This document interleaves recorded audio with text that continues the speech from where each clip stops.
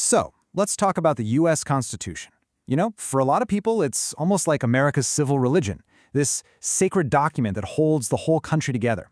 But behind all that reverence, there's this really deep, really passionate, and totally ongoing debate about what it all actually means. Because, let's be honest, it's filled with these grand phrases that don't exactly define themselves. And that brings us right to the heart of the matter. The big question we're tackling today. Is the Constitution a fixed rulebook, something set in stone, or is it more of a living document? And trust me, this isn't just some boring academic debate. The answer to this question literally shapes American law, our politics, and our society. So to get why we're even having this conversation, we have to remember something absolutely crucial. The Constitution wasn't some perfect set of instructions handed down from on high. Nope, it was a very human document, hammered out during a sweltering Philadelphia summer through some intense arguments and, frankly, some pretty painful compromises. Just think about the timeline here, how fast everything was moving. In 1776, you've got the Declaration of Independence, which lays out the big why, all those ideals of liberty and equality. But their first shot at a government, the Articles of Confederation, total flop. It was way too weak. So by 1787, the founders are right back in Philadelphia trying to build something that would actually last. And even then, they had to promise to add a Bill of Rights just to get everybody to sign on. And wow, just look at the disagreements they were dealing with. They argued for weeks over something as basic as representation. They made these deeply, deeply flawed compromises on the horrific institution of slavery, all just to keep the Union from falling apart. They couldn't even settle on how to pick a president, which, by the way, is how we ended up with the Electoral College. This thing wasn't a document of pure consensus. It was a product of messy, necessary, and sometimes ugly deals. This whole idea was summed up perfectly by an 81-year-old Benjamin Franklin, right at the end of the convention. He basically stood up and said, look, when you cram a bunch of people with all their own prejudices and selfish views into one room, are you really going to get a perfect product? I don't think so. But all things considered, this might just be the best we can do. So yeah, even the founders knew they were starting with something imperfect. Okay, so if it's an imperfect document from the start, how are we supposed to treat the text today? Well, that's where the two big ideas come in. The first major school of thought we're going to look at is called originalism. For its supporters, the fact that it was imperfect is less important than its job as a fixed, stable anchor for the entire nation. Here's the core idea of originalism.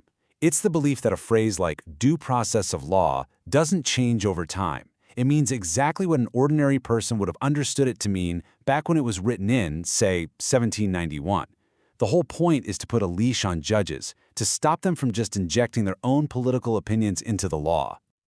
Let me give you a perfect example. Take this quote from the late Justice Antonin Scalia about same-sex marriage. He wasn't getting into a moral debate. His point was purely historical.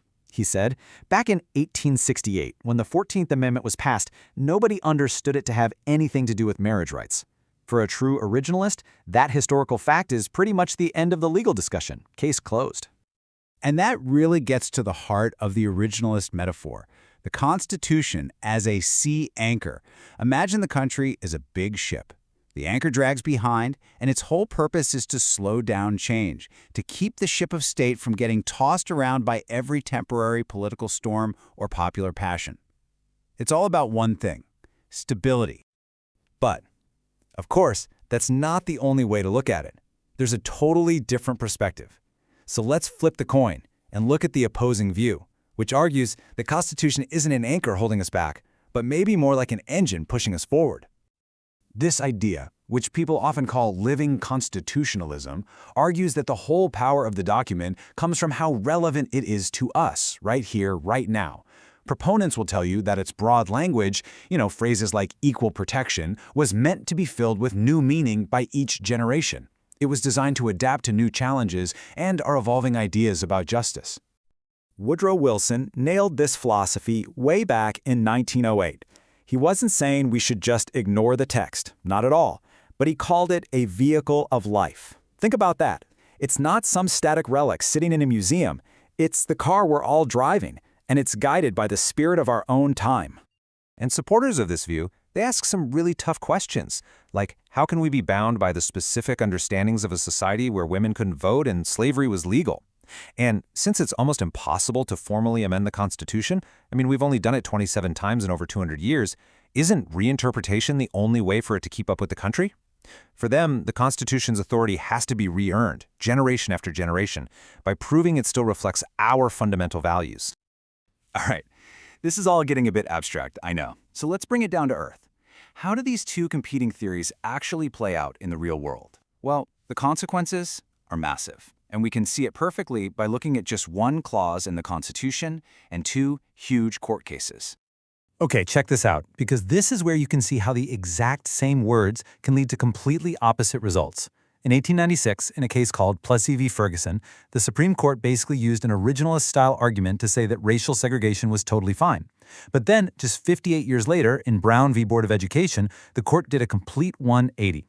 They looked at how the nation's understanding of equality had changed, and they declared that separate is inherently unequal. Same clause, different time, different interpretation, and a profoundly different America. And believe me, this is not ancient history. This exact same clash, original meaning versus evolving values, is right at the heart of pretty much every single major controversial Supreme Court case we hear about today. Doesn't matter if it's about gun rights, free speech, or privacy. It's the same fundamental fight. So what's the takeaway here? Ultimately, this debate probably isn't a problem that can be solved. It's more like a permanent, defining feature of American democracy. It's this ongoing, unfinished conversation we're having with our past and with each other. And you know why? Because at the end of the day, the Supreme Court doesn't really get the final say. The people do. A big ruling doesn't end a national debate. Usually it just kicks off a brand new chapter of it, right there in the court of public opinion. And this constant arguing is actually what keeps the Constitution front and center in American life. A French writer, Alexis de Tocqueville, saw this so clearly way back in the 1830s. He pointed out that the court's real power doesn't come from having an army or police force. It comes from public consent. Its authority is huge, but it's all built on public opinion. If the people ultimately reject the court's vision of the Constitution, well, that vision just can't last. And that brings us right back to the three most important words in American history: we the people. This whole argument, is it a rulebook or a living guide, is really an argument about what those three words mean. It's a debate about who we are, who we want to be, and how this old text is going to help get us there. So the real question is, what does it mean to you?